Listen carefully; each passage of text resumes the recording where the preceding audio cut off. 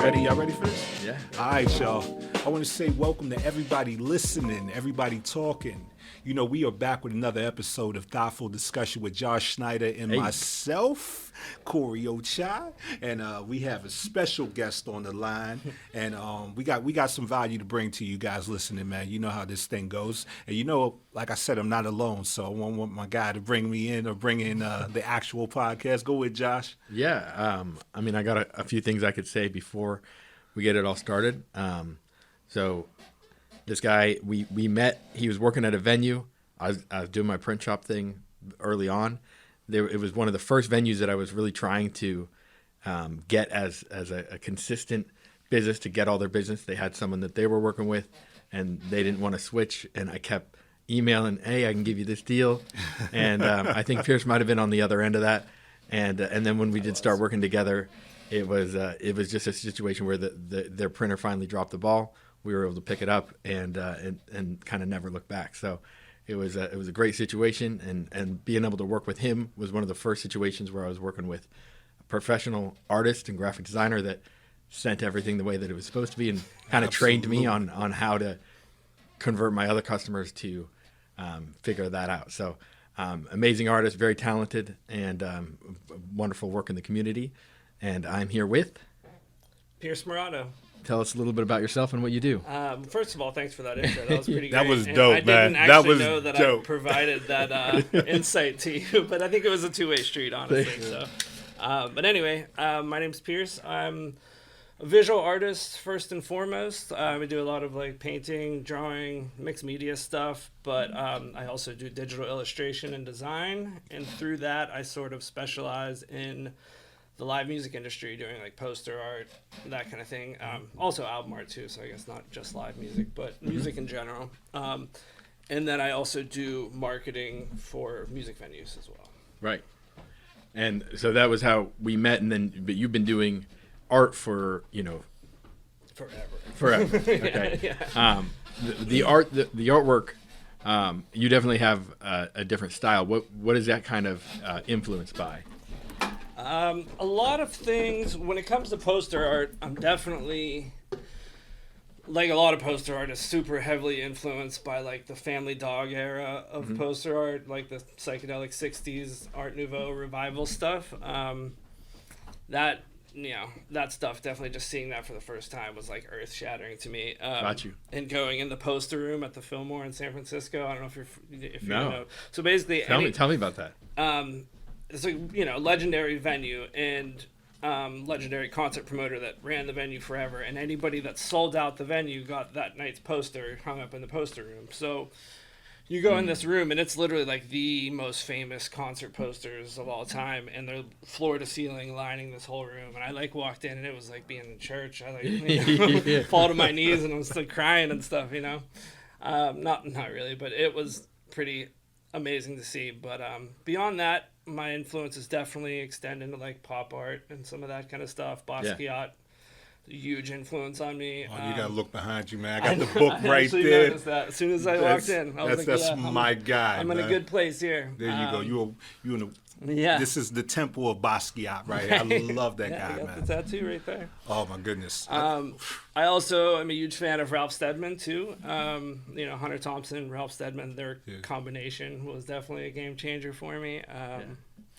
And then beyond that, music. I'm influenced super heavily by music, which is how I ended up in live music. And with music also, like the skateboarding, graffiti art, like that whole culture too. That was my scene growing up. Yeah, I was gonna say growing up. Yeah, I wanted to ask you, like, how did all of this start? How did you find out that creativity and the arts were something that you wanted to really be a part of? When did you fall in love with it? I mean, honestly, from day one. There's a couple other visual artists in my family, so like nobody ever really like took it to a career level, but there was people that were super talented. And it was just kind of like always a thing that like when my grandma would babysit me, she would throw down like reams of that old printer paper with the perforated stuff and pencils and markers, and I would just go forever. And like, my family and, friends and stuff always praised me for it. So it just seemed like natural. This is what I'm going to do. It was never a question of another career path. Yeah, I don't know. It's like it really does go all the way back. I mean, that's beautiful, man. Because I mean, it's so wild because we get to where we're going, and then we realize, like, the pattern of life, it made sense. It all just makes sense, and you can look back and like, I actually loved this as a kid. And some people aren't gifted with that. Sometimes they discover it later in life, but I think it's always a beautiful scenario that is kind of uncommon when you know exactly when you're a child, like, oh no, this is my thing. When they asked you, what do you want to be when you grow up, it was like the answer never changed. And you followed through. And like what exactly it looked like has changed, but I always knew it was some sort of art because like we were talking about before the podcast started, I studied photography in college. I've done a bunch of different forms of visual art. So it's kind of what exactly being an artist looked like has changed, but the core hasn't ever really moved. Man, because when I was growing up, man, I talked a lot, and I didn't see this being a profession, but goddamn it made it there. You know what I mean? It makes sense. Like I said, it all made sense. Absolutely. Shout out to my aunt Tracy for always telling me to shut the hell up. And I said, nah. I told her, no, I will not. Yeah, not only will I from this someday. Yeah, I made a career out of it. Hello. I'm not only gonna not, but I'm gonna start recording it. Exactly.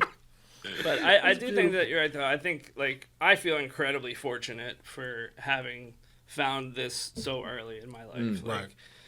I mean... And the supportive adults around you, that makes a huge difference. Yeah, too. I mean, even just, like, when I was 18 and trying to figure out what to do for college, I moved to Miami. And the fact that my parents were all right with that and supported me in doing that was just, like, I don't know. I mean, I'm right now around the age that they were when they dropped me off in Miami, and I'm just thinking, if I had an 18-year-old kid, I don't know if I would have done that. It was different times, my guy. It was different times. And like, I kept my head on straight for the most part when I was there, but that city is just, it's, Yeah, my brother lived in Opelika for a minute. I went and visited. Yeah, it was not a place for me to stay because it would have been, I would have never got anything done. It was just there's too much out there. There's always too much going on out there, and you really got to be focused on what you want to do when you go out there. It's important to have some type of form of concentration. Sure. I had too many things. And I definitely have a love-hate with South Florida in general. Like that's why I go like once a year now because I still do love it in a lot of ways, but like you said, I don't have any desire to live there again. Right. I got what I wanted out of living there, and I got out before it all hit the fan. You know what I mean? So to go forward with the story, so you knew art was something that you wanted to tap into. That was you said creativity is where it's at for me, regardless of whatever it is. As long as I'm creating, I'm in a space that I want to be. So. How did it come to the point where you started to generate revenue out of it? Oh, okay. So, I mean, that would probably go back to when I was doing photography in college for a little while, and I can't, for the life of me, I have no idea why, but I wanted to be a fashion photographer for a period of a couple years. Oh, I stepped in that realm for a little bit. And I actually, I did some work professionally on like some high-end photo shoots, like not as the main guy, but as like a lighting assistant or whatever. Right. And realized pretty quickly that I hated everything about it. So, like, I just couldn't stand the people. I couldn't stand the way the work was done, all of it, just the egos. And then around that same time, some friends of mine that were in a band in South Florida hit me up and were like, hey, you do photo, we need some photos done. And I worked with them on a shoot for like for their tour photos or something, and it just was like, oh my god, this is it. Like, I love music. Why wouldn't I, like, why did I ever think I wanted to do fashion? Like, this is it. This is where I need to be. So like, pretty much from that point on, I decided to like stay within the realm of live music somehow. For a while, that was through photography, and that's how I started getting some of my paying jobs and meeting people and networking and stuff. But eventually I just kind of burnt out on photo and wasn't really that interested in it anymore. For a whole host of reasons we could get into or not, but gotcha. Just the industry changed, and it wasn't the same thing it was when I was in college studying it. You know what I mean? So, but I had a background in like painting and drawing and stuff from high school and even into college. So, I started getting into promoting shows, and we needed posters done, and through that I started doing poster art, and now that's pretty much become my main thing. I want to tap in on to when you was talking about the fashion photography, right? You said that you found out it was not you. That was not your vibe. Yeah. I've been there. I went for fashion merchandising for a small stint. Understood that it wasn't, it was the culture of it just didn't fit me. And I was like, I knew I wanted to do something creativity, but it didn't work out the way I planned it. But I learned so much from that. Sure. Yeah. What was some of the gems you took from, doing something that you love, but you found out that where you were doing that, you didn't love it. And so, because that can deter a lot of people. The first thing you try, you didn't like it. Yeah. I mean, I definitely took some work ethic from it. That's kind of been a constant in my life.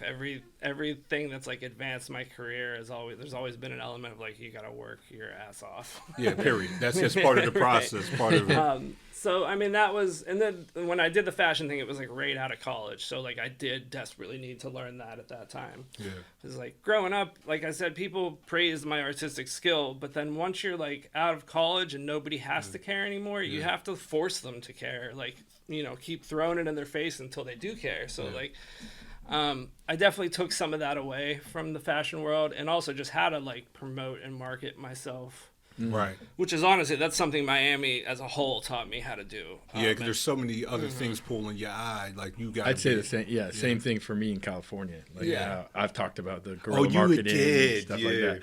So like, I mean, I moved here almost 12 years ago, and that was right around when I was moving back here. Actually, got you. Yeah.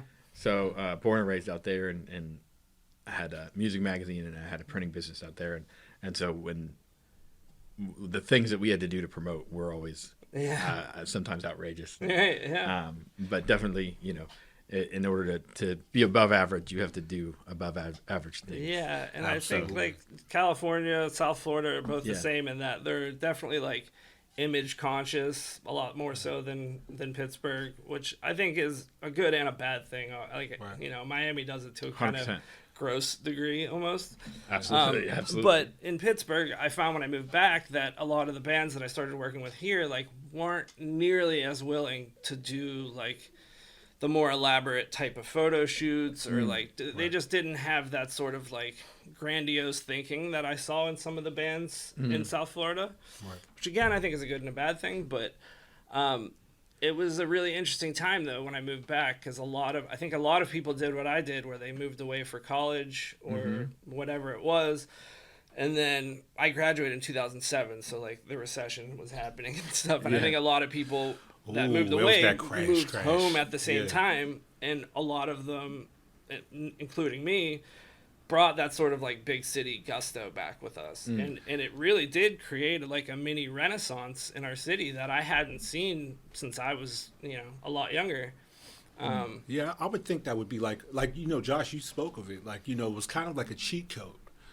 Kind of coming back and having that experience like that in a bigger city, but also there was a void there as well, because you're thinking so big, you had to have the people kind of catch up with you. Yeah. So that's a obstacle in itself. Is that what I'm hearing? Yeah, you nailed it. Yeah. So what were some of the things that you guys had to do, or both of you, that you had to deal with, that you thought were like, what, I did it over here and it worked beautifully. If I bring it here, it should work beautifully, but no, you didn't get any responses from it. Yeah, no, I'll go first. So it was different for me because I didn't grow up here, so I didn't have like a base of like friends and family. I have family here, but they're not involved in the same scene or industry or anything that I'm in, so they weren't able to really help. When I started the printing business, or before that, I was doing photography, and it was just for Pittsburgh. The thing that for the printing business, I used Instagram. The first year on Instagram, I didn't spend $1. I was on it way too much. I felt the pain in your voice when you said that. Way too much. We did $20,000 worth of business the first year. 70% of that came from Instagram, and then we got a lot of repeat business, and it just snowballed. So it worked.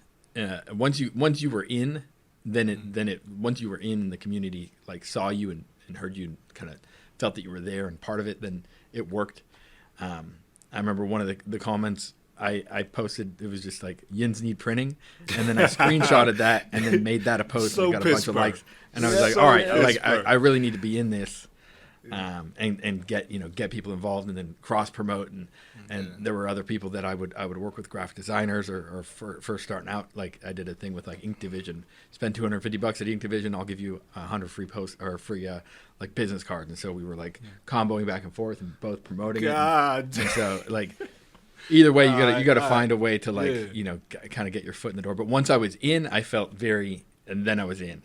Once we picked up the Rex, then Thunderbird and Roxy and kind of fell in line with that, and then we're doing Spirit and Brillo Box, and like it just kept hyping to the next and next and next thing. Right. And then the pandemic hit and that changed everything. But not in a bad way. We figured out kind of how to make it work. But I want to hear about your experience as well. Yeah, for sure. So right before, when I was still in South Florida, I had started a art collective, and we were just doing a bunch of like group shows and like during Art Basel. I don't know if you're familiar with Art Basel. Of course, my guy. Bucket list thing for me. It's amazing. It really is. And back this was like 2009, and so it wasn't quite what it is today. It was still pretty huge though. But we would do like a bunch of group shows during Basel, things like that. And this one particular group show we did, we got, I think it was like 4 or 5 bands together, and then a bunch of visual artists, and did like this combo show, like a multimedia thing. We had a whole gallery set up and some interactive stuff, and the stage, we did like a stage installation thing. Okay. And like that definitely was a light bulb moment for me. Like, these are your favorite things. Obviously, put them together. Yeah. And then, but like down there, that wasn't incredibly uncommon. But here, it kind of was. I mean, there was people doing some version of it, I guess. But to have like a huge event with a bunch of visual artists and a bunch of bands, it was still a novel idea a little bit. And that definitely it was basically like I was like putting myself at the center of this scene through throwing these events when I brought them back here. Gotcha. And that's how I met everybody, really. And I mean, that's through that. Like, we did a couple of those events at the Rex, so that's how I met the crew there. Gotcha. And when a job opened up there, they offered it to me, and like, so pretty much it all spawned from like that sort of combination of art and music in one event.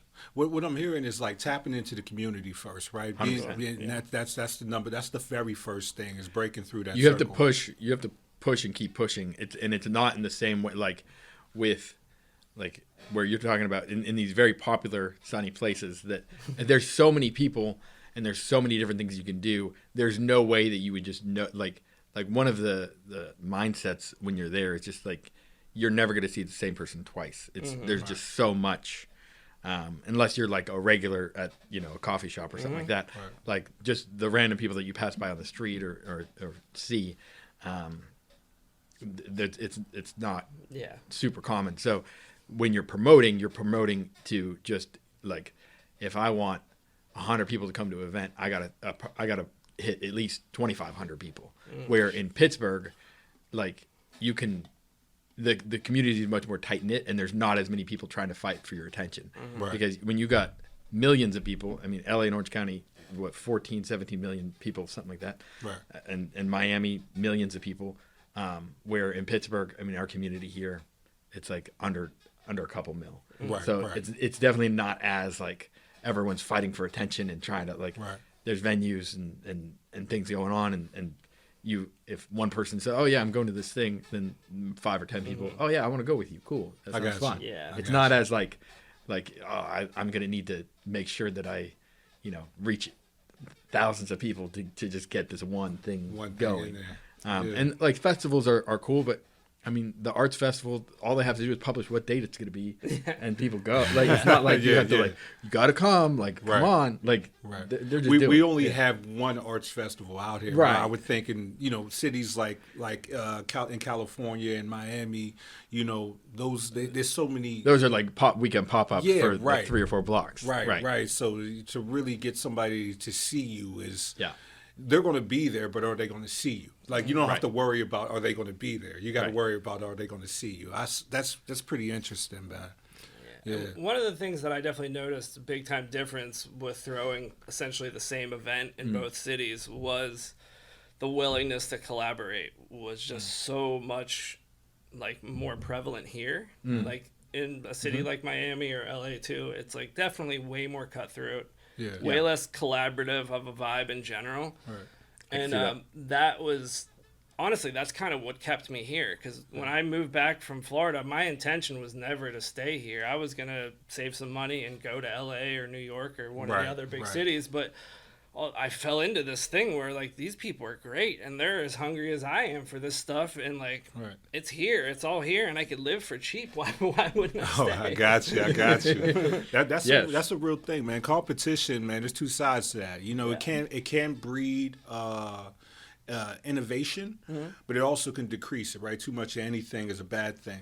But where you don't have to compete as much, I think it leaves our minds more willing to explore with somebody next to us, because it's like I don't experience competition enough to think about it that much. I just want to do this thing that I love. So finding people that do that also, I feel like in these places like Pittsburgh, it's like you don't find enough people doing what you're doing. So when you find them, you're excited. And you're not looking at it like, oh, you're an enemy. I'm looking at it like, yo, you do this too? Yeah. Okay, come on, you're bro. in the trenches with me, man. Let's figure this out. So, and there's still people passing through too. So you can collaborate. It's not like you can only collaborate with people that are in Pittsburgh. I mean, like we have we could travel. We can like, being in Pittsburgh. I love that as a base, because like if you're living in Miami or LA or whatever, and you're spending $2,000-$3,000 a month on rent,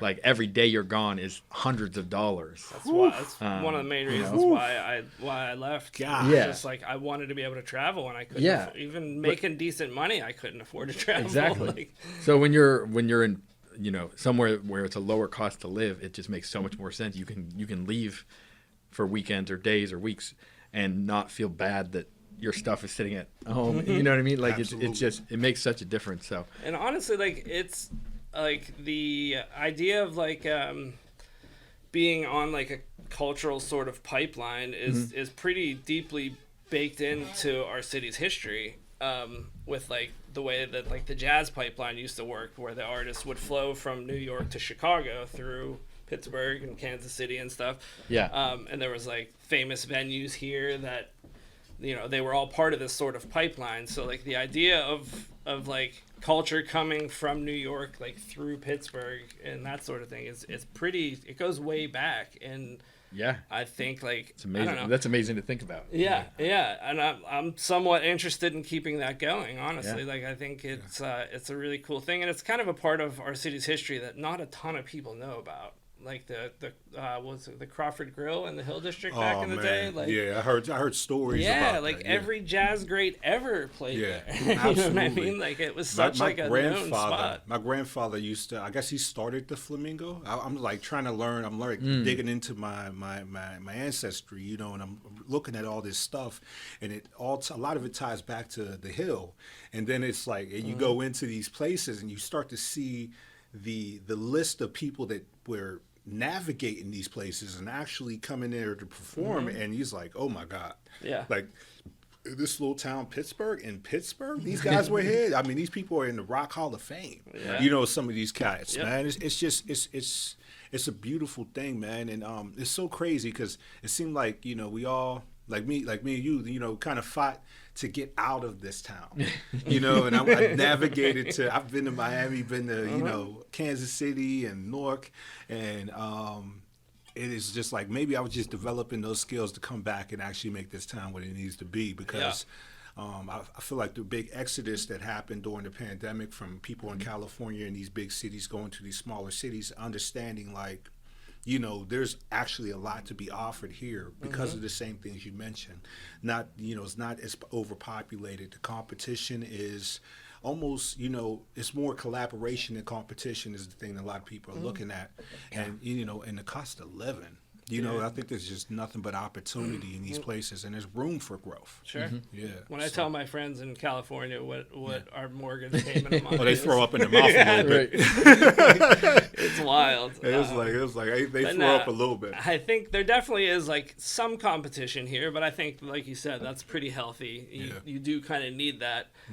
But the willingness to collaborate, I think, is just a really incredible thing, and it's definitely a big part of what's kept me here. Absolutely. But I had that sort of realization too, though, where like it was like after I moved back and started getting involved here again, that like maybe I shouldn't leave you. Maybe it's like a more noble thing to like make your place better than it is to go somewhere that's already, you know what I mean? Like, I love that. Like, certainly no judgment towards people that leave, because I did it too. I get it, but I did like kind of come to that realization that I felt like a certain sense of duty or something to make Pittsburgh cooler. I don't know. Just like you bring my talents here and kind of see where I can take it. And also, I just feel like, I guess we got lucky that it's Pittsburgh. It's like a small, big city, that's looking for growth, but still trying to find its identity in that whole aspect. Like, I feel like this can be one of these towns like New York or LA, like the potential's there.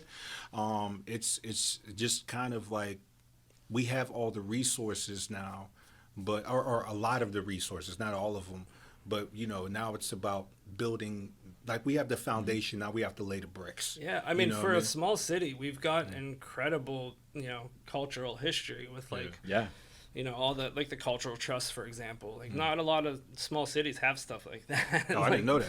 Yeah, I would think that would be something. The theater district. It's just the amount of money that the old like robber barons put into the city. Like that alone, there is a crazy foundation to build off of. And it seems to go like it comes in waves, sort of. Like, I remember when I left Pittsburgh in 2003 to move to Florida, like, I couldn't get out of here fast enough. It just seemed like there was nothing here for me at all. And, like, all the cool venues closed. There was, like, I don't know. I remember really great bands were playing, like, roller rinks in the suburbs and stuff like that. I'm just like, we don't have a single venue to put these guys at? Like, but when I moved back, it wasn't the case. It seemed, like I said, there was this rush of people also moving back and really like wanting to make it awesome again.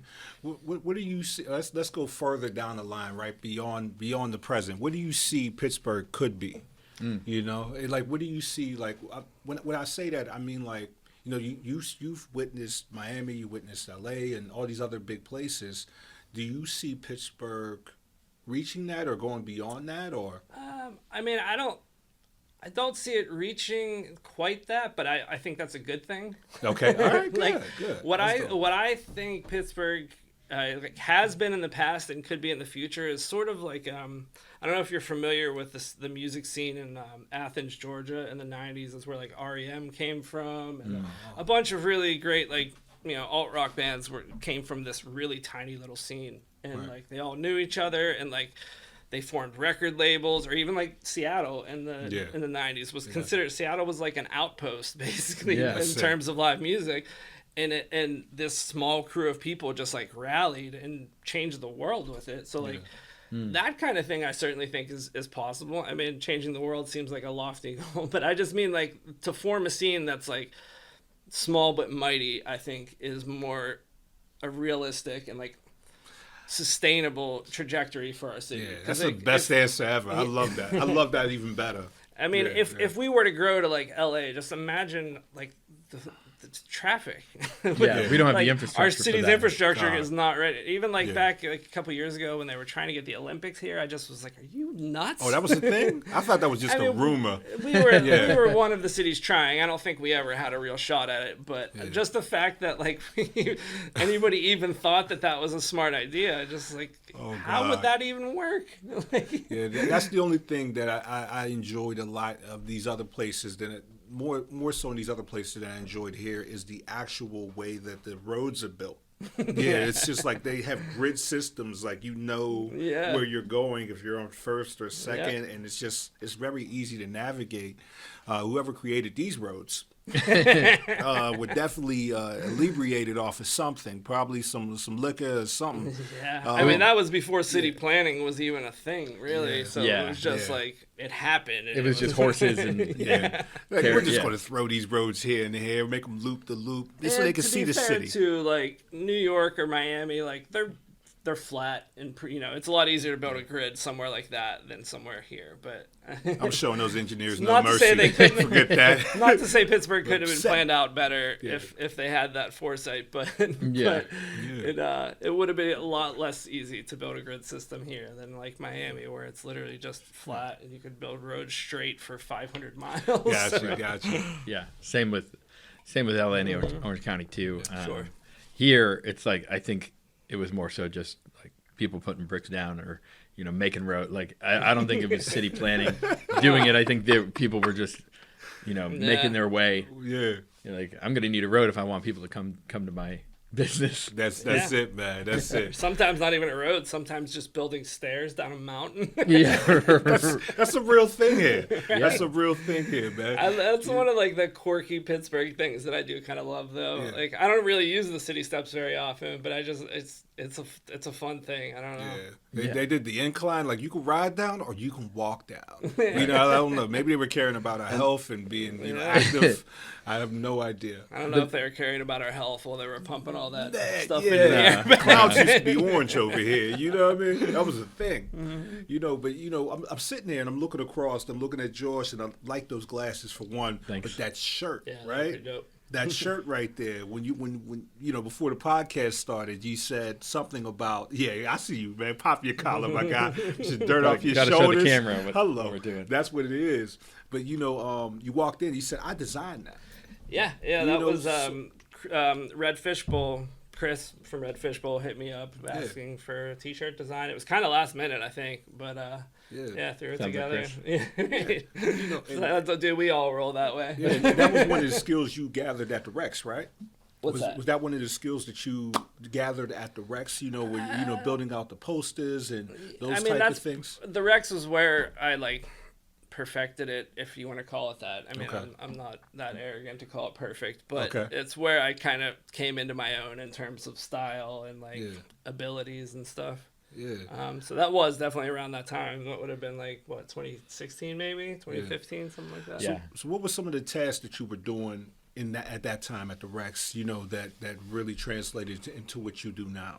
I mean, absolutely the poster art. Because I did posters prior to that, but that's where it really ramped up in terms of just the sheer number of posters that I was doing, but also through the Rex, I got to meet some really cool artists that later hired me. So I've got to do some pretty cool jobs. Like some dudes one of the guys from Snarky Puppy has hired me a few times to do album covers. That's a hell of a name. That's a hell of a name, Snarky Puppy. They're great. They just won their 8th Grammy or something. That's beautiful.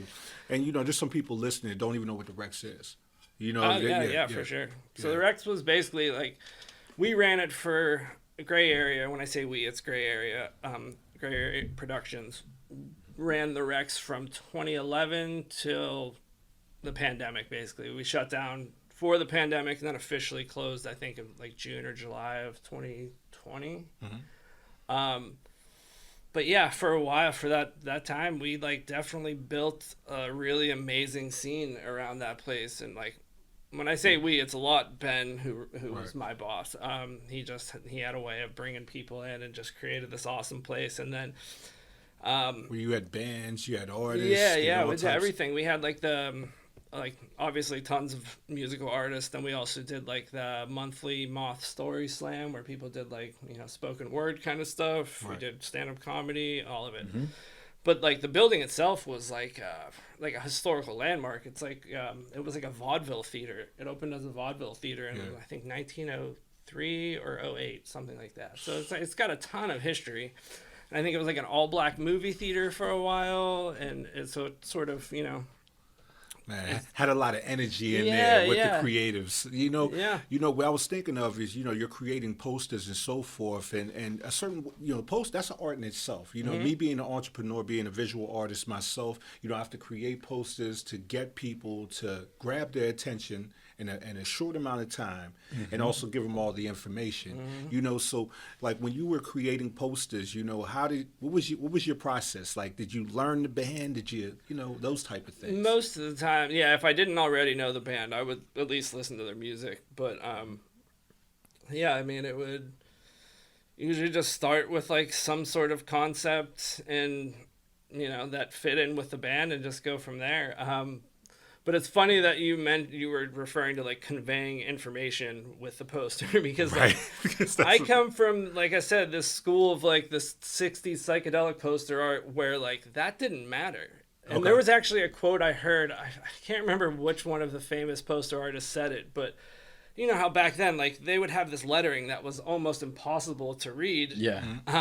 And he said something like, if you can't read it, it wasn't meant for you anyway. Because like the people that were attracted to it would stare at it long enough to figure out what it said. But if you saw that and were like, nah, like it wasn't for you anyway. So like, You need to be tripping on acid to be able to read this poster. And that's also not targeting your apply. target market. That's your target market right there. So that's dope. yeah, That was so- interesting. Never heard that. Yeah, and I mean, there's definitely a lot of people that disagree with that, including my boss from the Rex. we butted heads on that sometimes, but like, and I didn't take it as far as some of those 60s post artists did, and but to an extent, I was like, I don't really care if they can't read the door of Showtime. They'll find that online anyway. That's an This is just interesting- supposed to make the event look cool. Yeah, that's interesting, but I get it. You know what I mean? Like my rule of thumb is make them stop and look. Make them say, what the hell is that?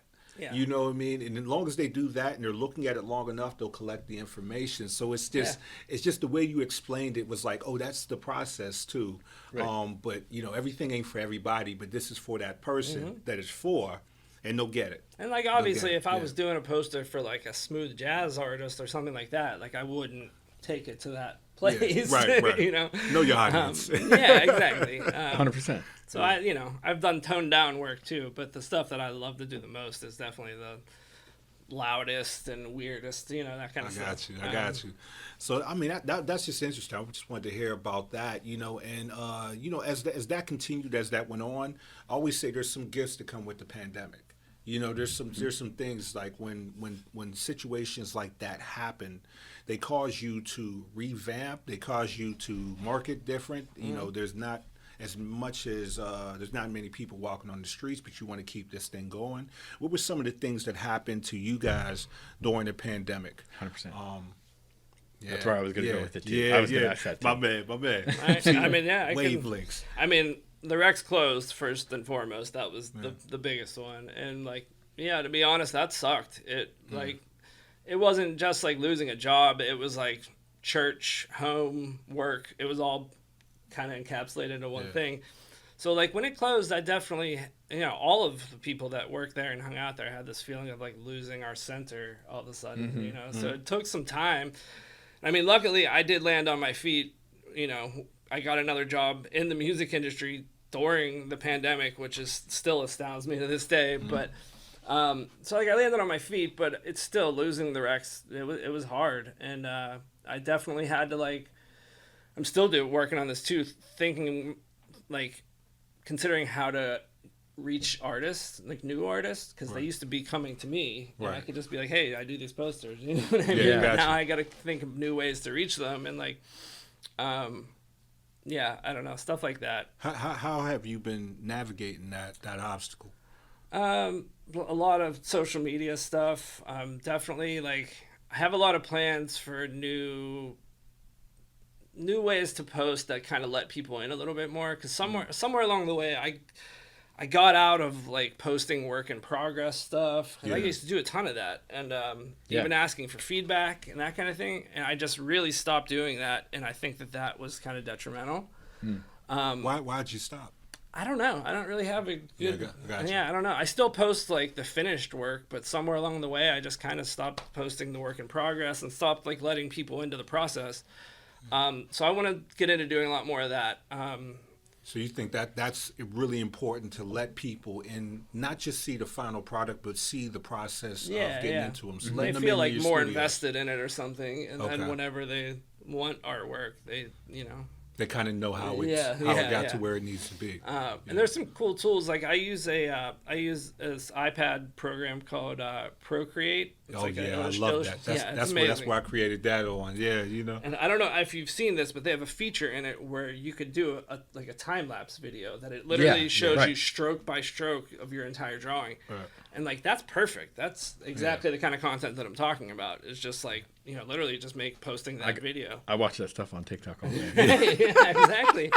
But also even some like videos, shot of me working. I don't know. And just even simple stuff like a work in progress image, still image. I mean, if you were to put a number on it, because this is me asking, and I'm also asking for the people. It's not me asking, I'm asking for the people. But how many posts do you think it takes a day to keep somebody? What do you think is a healthy amount of posts, per day? Because every platform's a little different. Yeah, and I think it kind of depends on what your business is as well. Okay.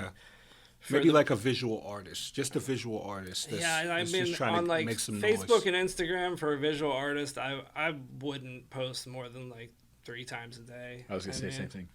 And that's including and there are stories? like exceptions to that. And also that's like when I say posting, I'm talking like just organic posts to your timeline and like stories maybe. But if you have like posting in private groups or something like that's different. That's another thing altogether. Why only 3 times? Just because you don't want to come off spammy, you know what I mean? And if there's a good reason to post more than 3 times, then by all means do it. It's not like a hard rule, but general rule of thumb, I don't know, if I see people posting more than that, I'm just like, all right, relax. I got you. If it's basic content, so like if it was like, hey, I'm going to be doing a takeover at a TT on Saturday, I'm going to be posting every hour. Right. Then people are expecting it and they're excited about it, or you're doing a festival, something like that. Yeah. It makes sense. But if it's just like your daily content, but you're just doing too much, then you're just being extra. Know your audience right there. Because I was like, oh, that's interesting. I know you don't want to just flood it. Because I have people like that too, and I just scroll right past it. I was like, oh, there they go again. There they go again. But how do you balance that? Because even like I post longer content, but I'm catching that as well. I'm posting like, a minute 30, content, like actual talking, and once a day, but it still feels spammy on my end. And I don't know if it's me because I feel like vulnerable because it's my stuff, or if it's, is that too much information, like, I don't know. Well, I mean, I think that the way that the websites work now, the algorithms are going to take your content, the people that like it and watch the whole things, it's going to push more of it to them. And the people that skip past, it's going to show them less. So I understand and I agree, like 3 times is probably the max on most platforms. But if you were to post 100 times, like only the people that really like it are going to see it. Period. So, you know what I mean? Yeah. Like, I wouldn't worry about it too much. Gotcha. And like posting too little is also an issue too, and that kind of caught me in the past year because like I got married towards the end of last year, so congratulations. Thank you. But in doing that and planning the wedding and everything, I kind of took a step back and didn't take on as many freelance jobs, and I just wasn't posting as much in general, to the point where it would be like once a week, if that, and. So then when I started to post again after the wedding was done, I noticed that like it wasn't getting the same reach that it was. 100%. Like it happened so quickly that that reach kind of dwindled. So I'm sort of building that back up to some degree. So we could talk numbers. Before you were planning for the wedding, what was the average amount of likes or views that you would get to when you went back? Views kind of varied pretty broadly, but like likes, like say I posted like a new poster design or something, I'd usually get like at least 100. Okay. This was beforehand. Yeah. Now like it could vary. That's still I still get sometimes more than that, but sometimes it is less. And I noticed like, especially when I first started really digging back in after the new year, it just it was sometimes like 20 to 30. Yeah. You know. Where can Same they? thing happened on our end. Yeah. Where can these guys that are listening and watching? Where can they find you at? What's your handle? Just at Pierce Marrato, pretty on everything. Spell that for me. Yeah. PIERCEMARRATTO, and my website is Marrattoart.work. Dope. I just want them to hear that because Yeah, we were talking I about it. I appreciate felt that. it was the Honestly, perfect. I get a visual. always forget to plug that stuff, so I appreciate that. Yeah. And what's some of the stuff that you that's on the website? You know, some of the services that you offer, some of the things that you have on the website for them to view. I mean, most of my portfolio is up there, so that's like broken into sections. There's like a poster art section, like a graphic design, some of my mixed media art, Gotcha. that kind of thing. And then it also has like links to my store and a short little bio. But my website's pretty simple. I don't really need a whole lot. Yeah. It's more about just like info and driving people to the places they need to get to. Yeah. And giving them a good feel for what I do exactly, because like I do have a pretty particular style, you know. Absolutely. Thick black outlines. Yeah. I love that like comic booky kind of line work with like sometimes obnoxiously bright colors. Oh, that's my thing. Make them look, man. Dude, Make them look. It's so funny because both of us are dressed in gray. I and know. black right now. You can see my work. All of My us. work is nothing. Oh, we're like this. Oh my goodness, we look like a boy band out here. You know what I'm For saying? real. That's a real thing. We came in here looking like Boys the Men and shit. Excuse my language, but so. But I wanted to get to, you know, your creativity is it has evolved to another level now, right? So now, before the podcast started, we also talked about, you know, we were talking about social media. That's where you're kind of focusing a lot of your energy now with promoting and so forth, if I was not mistaken, or was it? Yeah, as far as like online promo, I do some like events, like vending at events and things like that. And I've done a couple art shows. Like I put out a line of skate decks last year. And I did an opening at Redfish Bowl for that. So I do some like in-person type of stuff too. But yeah, online it's pretty much just social media, my website. I do have like a mailing list that's another thing that I need to kind of start taking more seriously again. Same. Yeah, we all do. Yeah. I got a monthly newsletter that I probably do. I'm supposed to put one out every month, and I probably do 3 or 4 a year. But we look forward to them, Josh. We look forward to them. I have a really good open rate. Yeah, you do. Stuff's tough to keep You up do. with, man, You when do. you got a million other things going on, you know. That's but true. it is important. But yeah, that's the bulk of it. Yeah, because I was thinking about also where you're saying your employment now, like what are you doing at this moment was I thought it was like SEO, SEM work or something of that nature. I mean, there's an element of that, but I do marketing and social media management for a venue in Florida called the Funky Biscuit. Yeah, I live here still though. So the I'm doing it Funky all. Biscuit. That's all. I just wanted you to it's say that great. once before the podcast was over. The Funky Biscuit. What was it? 2 pieces in the biscuit, man. Yeah, dude. But like, how'd you get into that? Like, that was kind of came from your skills, and that's what I was saying. The evolution kind of. Yeah, well, the brought way you that to- I actually met the owner of the biscuit was pretty wild. There was a time. I'm sorry. The owner of the biscuit. I'm sorry. yeah. That hit me in a different place. But there was a brief time when the Rex was still open that we were managing an artist named Holly Bowling. And in managing her, part of my job was to help organize like the tour announcement. It's like a synchronized announcement on social media where all the tour dates are announced. So in doing that, I was contacting all the venues that she was booked at, and me and the owner met that way, and just were like Facebook friends for years, and I don't know if we ever even interacted. And then one day he hit me up out of the blue and just said like, "Hey, I might need some help doing, the stuff that you do at the Rex. Would you be interested?" And at the time, the Rex was still open, so I told him like, "Yeah, but I'm not interested in leaving my job, but I could probably help out on the side or whatever." Right. And then, like, a few months later, COVID happened. And then a few months after that, the Rex was closed for good. So, like, I hit him back up. And I was like, "Hey, man, I'm now completely wide open if you still need help." And, I flew down. We met and kind of just got along. So that was that.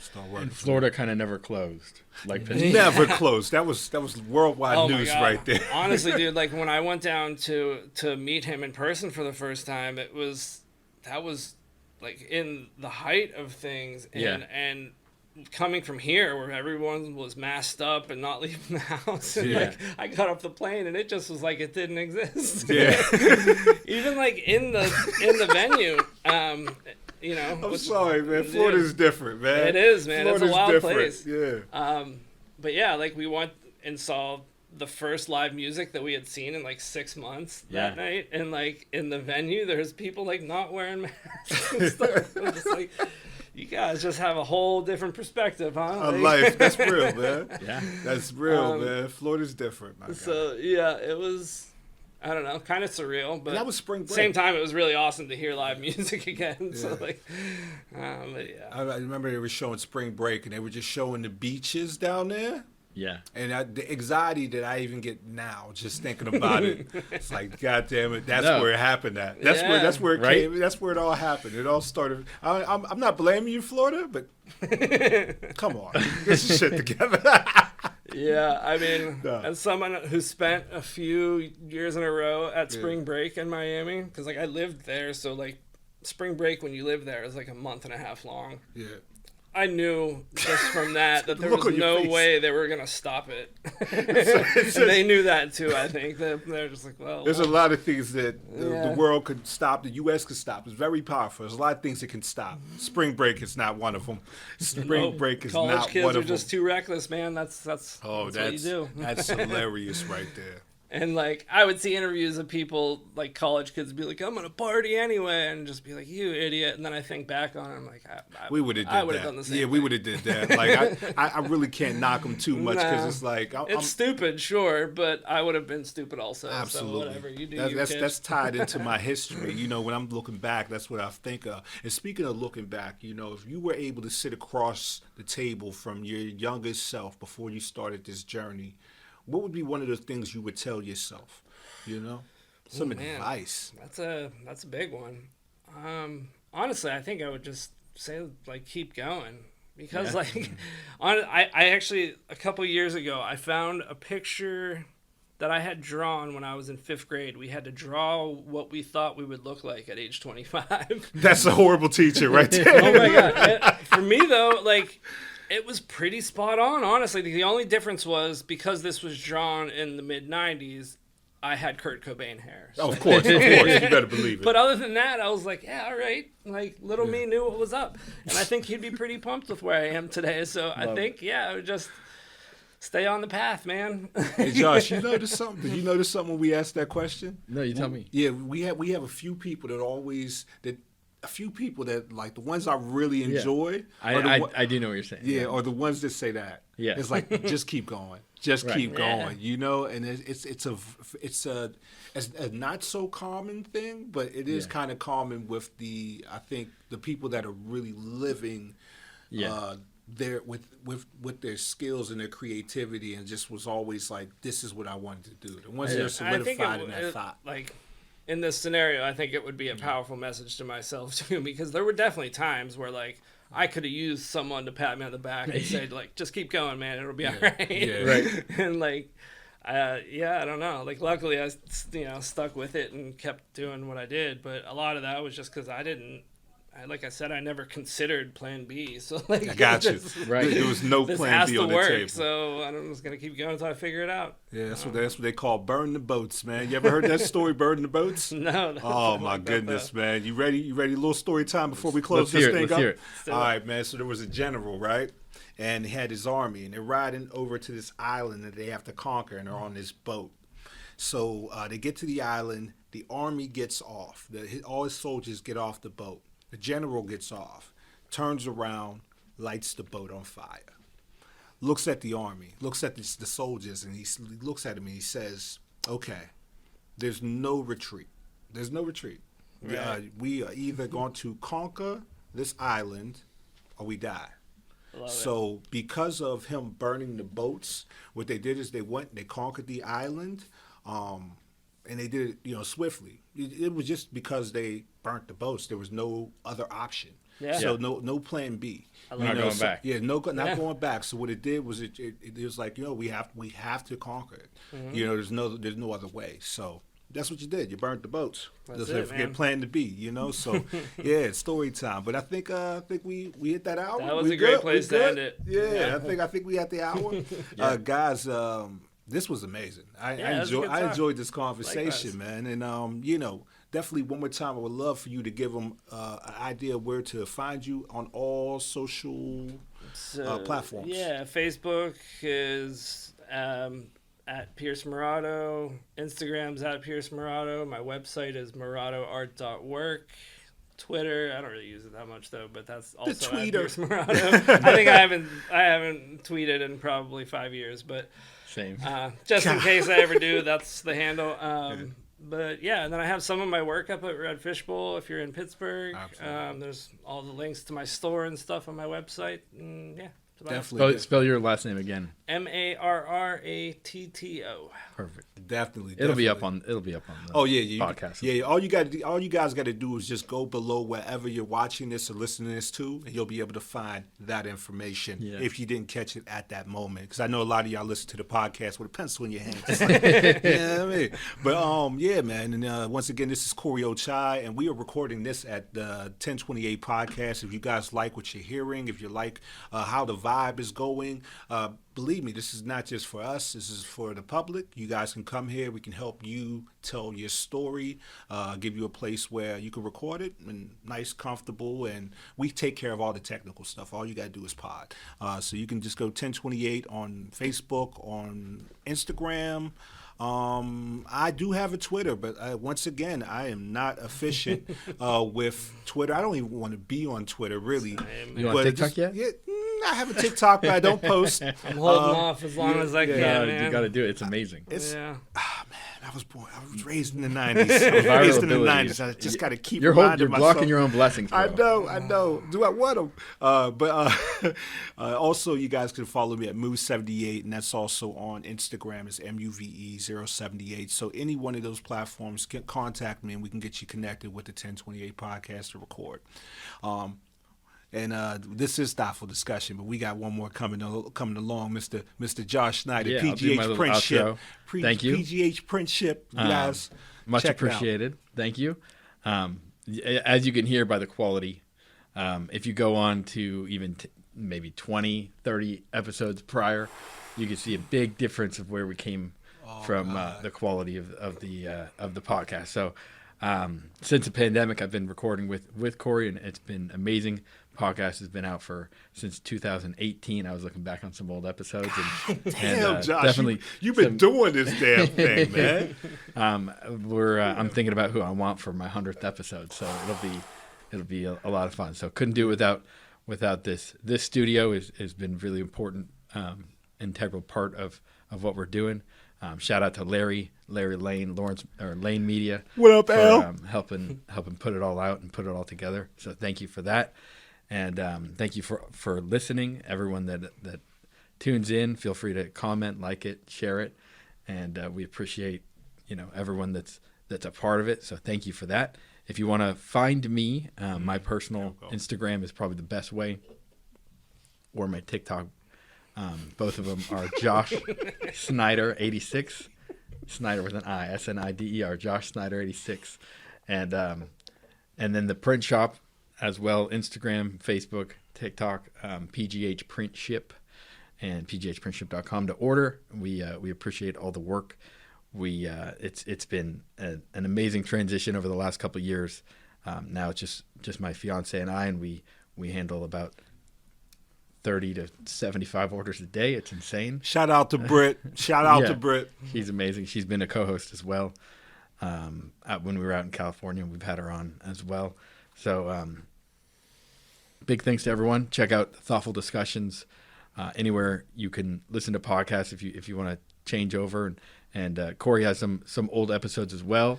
Absolutely. That are online that you can check out. Art of Conversation. The Art of Conversation. Actually, we're going to be bringing that back. I actually have the name. So the Art of Conversation is going to be on the way. It'll be awesome. A 1028 station, but we got some things coming, guys. We got some things coming. Yeah, you go on to Art of Conversation, Spotify, iTunes, any platform. You type that in, Art of Conversation with Corey O'Child, pop right up, guys. Absolutely. But you know, there's no better place but to be on the Thoughtful Discussion. It's one of the places I've been enjoying. You said 20 episodes. I feel old. I feel like I was born in the 50s now. Because damn, you got to keep doing it. Yeah. Like you were saying when we had one of our first episodes, you were like, "Man, Josh, he doesn't quit." I was like, you know, I'm not worried about the stats until I get to 100. I'm not even looking. I don't care. Just really record it, means get that. to 100, Really and then we means can that. and then we can try to monetize after that. I'm not trying to, like, people try way too hard to just do one episode and they're like, "All right, am I famous yet?" Like I'm working out. Do I got abs yet? Like Man, no, you got to put the work in, get 100 under your belt, and then you can go from there. You help me with consistency, man. And once again, guys, if you're a visual artist, if you're looking to print any materials, there's no other place. There's no other place that I go besides PGHPrintShip, and I'll say it twice: PGHPrintShip. Look it up, .com. Oh, and also it's very easy to navigate the website as well. So if you guys, I'm telling you, it's just simplicity. So hit it up, man. And there's no other better way to go. And go out there, do something beautiful. You know what I mean? Because the world's counting on your dopeness. This world is a blank canvas, and it is up to each and every one of us to grab a paintbrush and help paint this masterpiece together. So go ahead and paint away, and we out. That's dope, man. Hey, Love it. that's it.